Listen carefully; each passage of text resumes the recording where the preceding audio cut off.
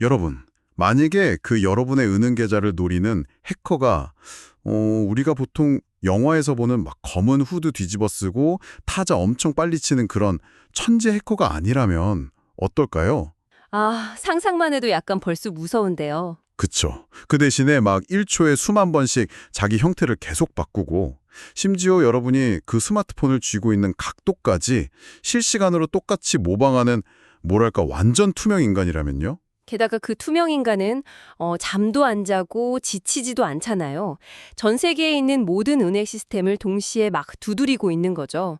진짜 등골이 서늘해지는 시나리오입니다. 맞아요. 진짜 소름 돋죠. 오늘 우리가 깊게 파헤쳐볼 자료가 바로 이 서늘한 현실을 담고 있는 2020년 4월 12일 금융 AI 및 AX 그리고 보안 동향 데일리 리포트입니다. 네, 아주 중요한 자료죠. 보통 은행이라고 하면 엄청 두꺼운 강철 금고 생각나잖아요.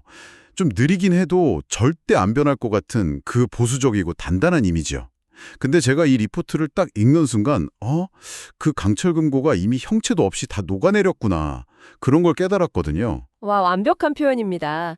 현재 금융업계의 그 AI 도입, 그러니까 AI 트랜스포메이션 현장을 보면 보수적이라는 말은 진짜 완전 옛말이 됐거든요. 아, 진짜 그런 것 같아요.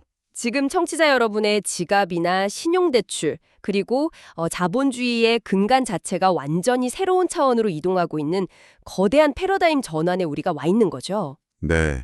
그래서 오늘 우리의 미션은 아주 명확합니다. 우리의 그 피 같은 돈이랑 가장 내밀한 데이터를 다루는 이 금융 시스템이 도대체 어떻게 AI를 엔진 삼아서 폭주하고 있는지 파악하는 거죠. 맞습니다. 그리고 그 거대한 연결성이 불러온 진짜 끔찍한 위협은 뭔지, 우리는 여기서 어떻게 살아남아야 하는지도요. 자, 이 내용을 하나씩 풀어보죠. 그 리포트를 보니까 기업들이 정말 무슨 필사적으로 AI를 도입하고 있던데 왜 이렇게 X를 막 세게 밟는 걸까요? 브레이크가 어떻게 작동하는지도 모른 채 초고속 원자력 기차를 만들고 있는 상황 같달까요? 그게 가장 근본적인 이유는 결국 생존 때문입니다. 이제 AI는 그냥 우리 업무를 좀 도와주는 비서나 보조 도구가 아니거든요. 그럼요. 자본의 흐름을 결정하는 뇌, 그 자체가 된 거죠. 리포트에 나온 대기업들 움직임만 봐도 이 절박함이 딱 보입니다. 아, 신한금융 사례 말씀이시죠? 네, 신한금융이 밸류업처 0을 선언하면서 그 AI 기반의 고객 세분화를 전면에 내세웠잖아요. 그리고 삼성전자 DX 부문은 전 임원을 대상으로 AI 특별 교육을 진행했고요. 임원들한테요? 그냥 실무자들 엑셀 교육 같은 게 아니네요. 절대 아니죠. 리더가 AI가 어떻게 돌아가는지 그 메커니즘을 모르면 기업의 방향키 자체를 아예 잡을 수가 없다는 뜻입니다. 리더들의 위기감이 장난 아니라는 건 알겠어요. 근데 저는 기업 내부 시스템 바뀌는 것보다 그 돈의 형태 자체가 바뀌고 있다는 게 좀 더 충격적이더라고요. 일본에서 비트코인 같은 암호화폐를 공식 금융상품으로 분류한 거 말씀이시죠? 네네. 그것도 그렇고 제가 진짜 놀랐던 건 완전히 새로운 형태의 상품들이에요. 그 SCJ은행에서 나온 이그린 세이브 예금인가요? 예전에는 그냥 친환경 예금하면 이자 한 0.1%더 주고 끝이었잖아요. 맞아요. 텀블러 쓰면 우대금리 주고 그랬죠. 그쵸? 근데 이제는 AI가 제 소비 패턴이랑 행동 데이터를 다 분석한다면서요? 여기서 정말 흥미로운 점은요. AI가 그냥 데이터를 보는 걸 넘어서 이 고객이 평소에 대중교통을 얼마나 타는지, 친환경 제품을 얼마나 사는지 실시간으로 다 추적을 한다는 거예요. 와, 내 영수증 내역을 AI가 다 까본다는 거네요? 네, 그렇게 맞춤형으로 혜택을 설계하고 그 자금을 ESG 투자랑 실시간으로 연계하는 겁니다. EU 같은 경우도 은행 예금을 디지털 투자 펀드랑 연계해서 혁신 투자로 전환하려는 전략을 쓰고 있거든요. AI랑 데이터가 단순한 도구가 아니라 자본 흐름을 아예 바꾸는 진짜 핵심 엔진이네요. 아, 그리고 자료 보다가 제가 또 턱 막혔던 부분이 있어요. 어떤 부분인가요? 그 코넥스라는 곳에서 블록체인 기반 실물 자산 프로젝트를 냈다고 하잖아요. 주재범 아레나라고. 근데 여기서 RWA라는 단어가 나오거든요. 이게 실물 자산이라는 뜻인 건 저도 알겠는데 이게 도대체 AI나 블록체인이랑 어떻게 연결돼서 돈이 된다는 거예요? 아주 훌륭한 질문입니다. RWA는 쉽게 말하면 쪼갤 수 없는 걸 엄청 잘게 쪼개서 거래하게 만드는 마법 같은 거거든요. 쪼개요? 네, 예를 들어서 수십억 원짜리 유명한 미술품이 하나 있다고 쳐보죠. 예전에는 막 엄청난 부자 한 명만 그 그림을 살 수 있었잖아요. 그쵸. 갤러리 가서 현찰 주고 사오거나 하겠죠. 근데 RWA 기술을 쓰면 블록체인을 이용해서 그 그림의 소유권을 10,000개의 디지털 토큰으로 쪼개는 겁니다. 약간 조각 투자 같은 느낌이네요. 비슷하긴 한데 훨씬 더 진화했죠. 여기에 바로 AI가 개입하거든요. 미술품은 주식처럼 매일 시장에서 거래되는 게 아니니까 정확한 가격을 매기기가 참 어렵잖아요. 부르는 게 값이죠, 뭐. 그럴 때 AI 엔진이 막 전 세계 미술품 경매 데이터, 작가의 최근 SNS 언급량, 심지어 글로벌 경제 지표까지 수만 개의 데이터를 실시간으로 막 분석하는 겁니다. 와, 대박. 그래서 그 토큰 하나, 조각 하나의 적정 가격을 초 단위로 산출해내는 거죠. 그러니까 현금화하기 진짜 어려웠던 전통 예술품이나 실물 자산이 AI랑 블록체인을 만나서 주식처럼 언제든 사고 팔 수 있는 초유동성 자산으로 바뀌는 거예요. 듣고 보니까 진짜 엄청나네요. 미술품이나 부동산 같은 막 무거운 실물들이 AI 덕분에 엄청 가벼운 데이터 조각이 돼서 인터넷 위를 막 날아다니는 거잖아요. 자본 흐름이 바뀐다는 말이 이제 확 와닿아요. 전통금융이랑 문화산업이 완전히 융합되는 거죠. 근데 전문가님, 이 강력한 엔진이 제 개인적인 삶에 훅 들어온다고 생각하니까 약간 무서운 내용도 있었어요. 금융위원회에서 소상공인 신용평가 체계에 AI 모델을 전면 도입한다고 발표했잖아요. 네, 신용평가의 패러다임 자체가 뒤집히는 겁니다. 그러니까 이제 제가 대출 받으러 은행에 가서 막 친절한 창구 직원분한테 제가 요즘 장사가 좀 안 되는데 다음 달에 진짜 큰 계약 하나 들어옵니다. 이런 식으로 사정하는 건 전혀 안 통한다는 거네요. 얼굴도 없는 AI가 1초 만에 제 대출 여부를 결정해 버릴 텐데 도대체 무슨 기준으로 저를 평가하는 거예요? 예전에는 그냥 국세청 신고 매출액이나 기존 대출 이력 같은 좀 딱딱한 금융 데이터만 봤잖아요. 근데 AI 평가는 아예 다릅니다. 이 AI는 수천 수만 개의 비금융 데이터를 싹 다 들여다보거든요. 비금융 데이터라면 어떤 거요? 예를 들면 사장님 매장 앞을 지나가는 유동인구의 스마트폰 와이파이 접속 패턴, 아니면 배달앱에 올라온 리뷰의 감성 분석 결과, 뭐 이 리뷰가 긍정적인지 부정적인지 그런 거요. 헐, 와이파이 패턴이랑 배달앱 리뷰 감성까지 분석한다고요? 진짜 무섭네요. 심지어 사장님이 물건 떼오는 원자재 공급망 쪽에 기상 악화로 지연이 생겼는지 그런 데이터까지 실시간으로 긁어 모아서 종합적으로 평가합니다. 효율성은 진짜 끝내주겠네요. 근데 만약에 그렇게 똑똑한 AI가 제 대출을 딱 거절했어요. 그래서 제가 은행에 가서 아니 도대체 왜 거절된 겁니까? 하고 따졌는데 직원이 저도 모릅니다. 그냥 AI가 수만 개 데이터를 조합해 본 결과 안 된대요. 이러면 어쩌죠? 인간이 이 기계의 결정을 완벽하게 설명할 수는 있나요? 정확히 그 지점이 지금 글로벌 금융계가 안고 있는 가장 큰 딜레마거든요. 소위 말하는 AI 블랙박스 현상이죠. 블랙박스요. 네, 수만 개의 변수가 얽히고 설켜서 그런 결과가 나왔기 때문에 개발자조차도 이걸 역추적하기 어려운 경우가 꽤 많습니다. 당연히 투명성이나 공정성 논란이 폭발할 수밖에 없는 일종의 화약고인 셈이죠. 여기서부터 진짜 흥미로워지는데요. 혁신이 이렇게 막 거대하게 연결되고 내 배달앱 리뷰부터 저기 RWA 미술품 토큰까지 내 모든 자본과 일상이 데이터로 싹 다 연결된다는 건 방어해야 할 문도 수만 개로 늘어난다는 뜻이죠. 맞아요. 시스템이 복잡해질수록 틈새를 노리는 공격자들한테는 완전 거대한 놀이터가 열리는 격이잖아요. 이래서 IMF 총재가 AI 사이버 위협은 급증하는데 국제 금융 시스템은 전혀 준비가 안 돼 있다고 강력하게 경고한 거군요. 자본이 디지털과 AI로 집중되면 그 돈을 노리는 해커들의 기술도 무조건 같이 진화할 수밖에 없거든요. 아까 리포트 읽다가 미토스 쇼크라는 용어를 봤는데요. 사람이 해킹하는 게 아니라 AI가 스스로 해킹을 자동화한다는 건 대충 알겠는데 이게 구체적으로 어떤 위협이 되는 건지 감이 잘 안 와요. 이걸 더 큰 맥락과 연결해서 상상해 보시죠. 예전 해킹이 도둑 한 명이 우리 집 현관문 자물쇠를 막 핀셋으로 땀 뻘뻘 흘리면서 따고 있는 거라면 미토스 쇼크가 보여주는 AI 해킹은 차원이 완전 다릅니다. 이 도둑은 눈에 안 보이는 수만 마리의 기계 벌떼를 우리 집에 촥 풀어놓는 거예요. 기계 벌떼요? 와, 그게 뭐예요? 네, 로보틱 비즈라고 하죠. 이 수만 마리 벌떼들이 24시간 내내 쉬지도 않고 우리 집안의 모든 창문 틈새, 환풍구, 하수구, 심지어 벽에 난 미세한 금까지 동시에 다 찔러보고 다니는 겁니다. 그러다 하나라도 뚫리면 바로 침투하는 거죠. 와, 이건 뭐 도둑 한 명 막는 게 아니라 틈새 찾아내는 기계벌떼 수만 마리랑 싸우는 거네요. 우리가 기껏해야 대문자랑 특수문자 섞어서 만든 12자리 비밀번호. 이거 무슨 소용 있나요? 그냥 종이방패 아닌가요? 안타깝게도 거의 그렇다고 봐야죠. 기존에 우리가 쓰던 백신 프로그램 같은 건 아예 작동을 안 해요? 기존 방어 체계가 왜 무용지물이 됐는지 그 구조를 아셔야 하는데요. 예전 백신은 시그니처 기반이었거든요. 시그니처요? 지문 같은 건가요? 맞습니다. 예전에 한번 걸렸던 바이러스나 악성 코드의 지문을 데이터베이스에 등록해 두고 나중에 똑같은 지문을 가진 놈이 딱 들어오면 차단하는 방식이었죠. 아, 범죄자 몽타주 벽에 걸어놓고 검문하는 거랑 완전 똑같네요. 정확합니다. 근데 AI 해커는 어떻게 하냐? 1초에도 수십 수백 번씩 자기 자신의 코드를 계속 변형해요. 지문이랑 얼굴이 실시간으로 막 바뀌는 투명 인간인 셈이죠. 그러니까 옛날 몽타주가 아무 쓸모 없어지는 겁니다. 와, 대박. 얼굴을 계속 바꾸면 어떻게 잡아요? 당장 최근 피해 사례만 봐도 심각합니다. 비트코인 D4라는 암호화폐 ATM 네트워크가 해킹당해서 54억 원이 털렸고요.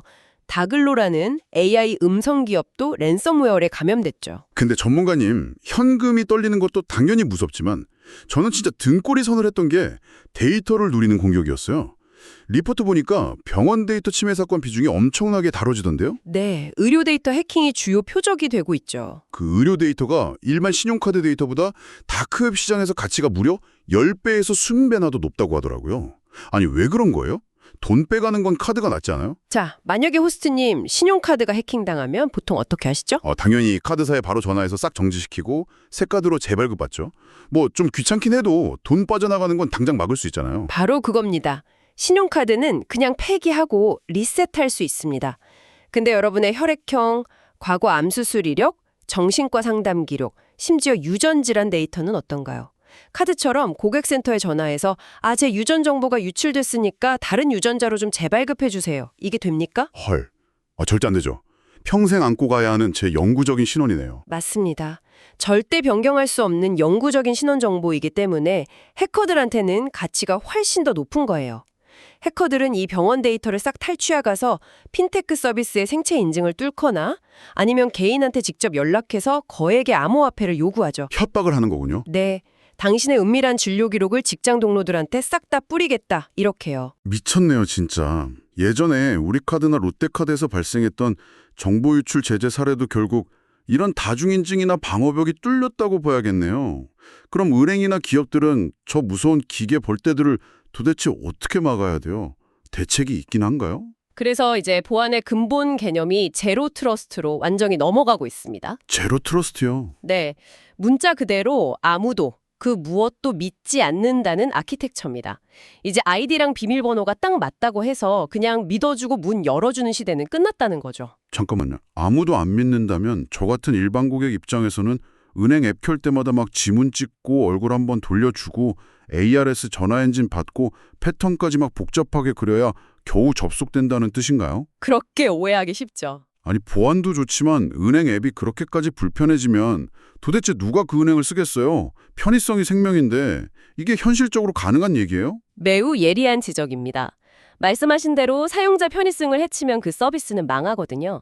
그래서 제로 트러스트를 불편함 없이 완성하기 위해 투입되는 기술이 바로 행동 기반 인증, 그러니까 어댑티브 OS라는 인공지능입니다. 행동 기반 인증이요?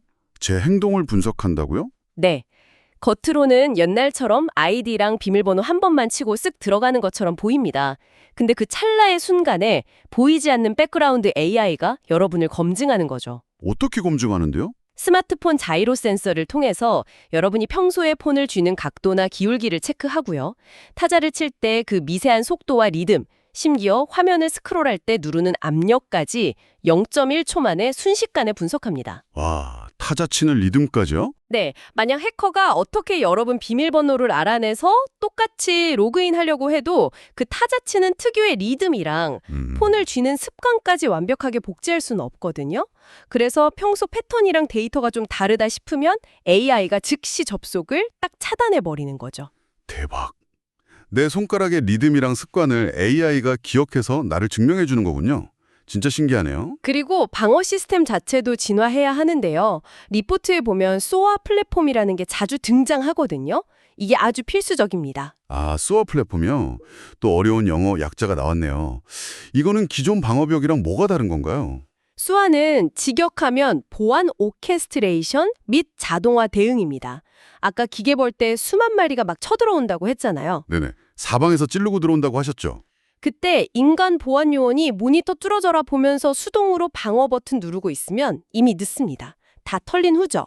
소아는 보안 인프라 전체를 싹 다 연결해 두고 이상 징후가 딱 발견되면 AI가 0.1초 만에 스스로 판단해서 방화벽을 올리고 해당 네트워크 구간을 아예 격리시켜버리는 자동방어 사령부 역할을 하는 겁니다. 아, 그러니까 AI 공격을 막기 위해서 우리도 또 다른 AI 경호원을 고용해야 하는 일종의 기계 대 기계의 싸움이나요?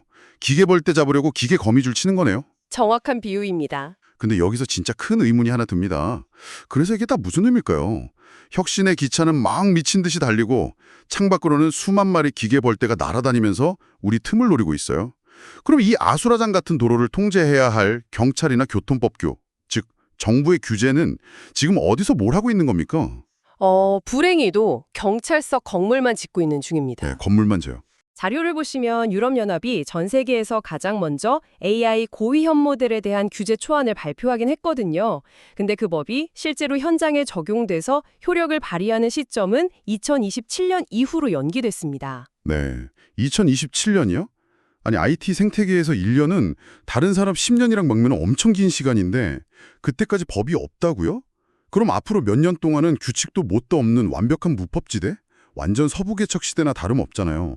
그냥 기업이랑 개인 보고 알아서 살아남으라는 거네요. 안타깝지만 이 대목에서 참 중요한 질문이 제기되죠. 현실이 그렇거든요. 게다가 거시적인 경제 변수들이 이런 혼란에 완전 기름을 붓고 있습니다. 경제 변수라면 어떤 거요? 리포트에 언급된 미국 트럼프 전 대통령의 무역 정책 변화나 관세 정책 같은 게 아주 대표적인 예죠. 아, 근데 솔직히 미국의 무역 정책이나 뭐 관세 이야기가 당장 내일 우리 지갑이나 한국은행 앱이랑 무슨 상관이 있는지 확 와닿지는 않아요. 좀 멀게 느껴지거든요. 아주 밀접한 상관이 있습니다. 만약 무역 정책에 딱 바뀌어서 수출길이 막히거나 관세가 폭등하잖아요? 그럼 당장 내일의 원달러 환율이 미친 듯이 요동칩니다. 환율이 요동치면 당연히 한국은행 금리에 영향을 주고요. 그건 곧 청취자 여러분이 다음 달에 내야 할 주택담보대출 이자가 순식간에 몇만 원, 몇십만 원씩 확 뛴다는 뜻입니다. 와, 나비 효과 장난 아니네요. 세상 돌아가는 모든 변수가 결국 내 통장 잔고로 꽂히는 거군요. 네. 그래서 금융기관들은 규제가 완성될 때까지 좀 기다리자 이러면서 여유 부릴 시간이 아예 없습니다. 이 미친 듯한 글로벌 변수 속에서 당장 살아남으려면 내일의 리스크를 예측하는 AI 시뮬레이션을 공격적으로 도입할 수밖에 없는 상황에 내몰려 있는 거죠. 은행들도 결국 살기 위해서 가장 강력한 무기부터 집어들고 보는 거네요. 그럼 이 규제 공백기 동안 기업들이 그냥 법 없이 자기들 마음대로 폭주하도록 놔두는 건가요? 아닙니다. 역설적이게도 가장 똑똑한 선도 기업들은 법이 없어도 스스로 감옥을 만들고 통제선을 치기 시작했습니다. 스스로요. 네, 그걸 AI 거버넌스라고 부르는데요. 앞서가는 금융기관들은 내부에 자체적인 AI 거버넌스 위원회라는 걸 신설했어요. 그리고 글로벌 시장에서 굵직한 거래를 틀으려면 ISO 2001 같은 국제 AI 경영 시스템 표준 인증을 무조건 받아야만 합니다. 아, 약간 우리는 AI를 안전하게 통제할 수 있다. 이런 걸 증명하는 국제 면허증 같은 건가요? 맞습니다. 이 인증이 없으면 아예 글로벌 비즈니스 파트너로 끼워주지도 않으니까요.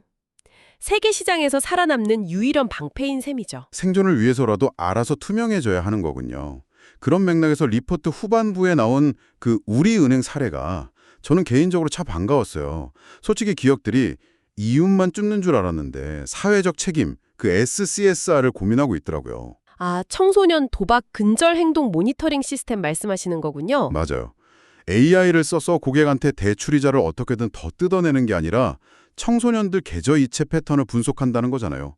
예를 들어 새벽 시간에 불법 스포츠 토토 사이트로 의심되는 곳에 계속 소액 송금을 반복하면 AI가 이상 징후를 딱 감지하고 곧바로 금융 울타리를 쳐주는 거예요. 네, 단순 이윤 추구를 넘어서 사회적 보호막으로 AI를 활용하는 아주 좋은 사례죠. 맨날 AI가 인간을 감시하고 통제하는 좀 디스토피아적인 영화만 상상했는데 이렇게 보이지 않는 든든한 보호막으로 쓰일 수 있다는 게 진짜 좀 위안이 됐습니다. 투명한 거버넌스가 없는 기술은 뭐 그 자체로 해커 공격보다 더 무서운 내부 재앙이 될 수 있으니까요. 자, 오늘 진짜 방대하고 약간 소름 돋는 이야기들을 많이 나눴습니다.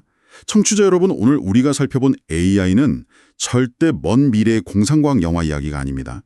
이미 지금 이 순간에도 누군가의 대출을 승인할지 말지 내 배달앱 리뷰를 보면서 판단하고 있고요. 네, 우리의 예금으로 친환경 투자도 실시간으로 하고 있죠. 맞아요. 그리고 동시에 내 영구적인 의료 데이터를 노리는 그 끈질긴 기계 벌떼들의 무기로도 매일 사용되고 있습니다. 그렇기 때문에 이 혼돈의 시기에는 기업과 개인 모두 스스로 통제권을 잃지 않는 게 제일 중요합니다.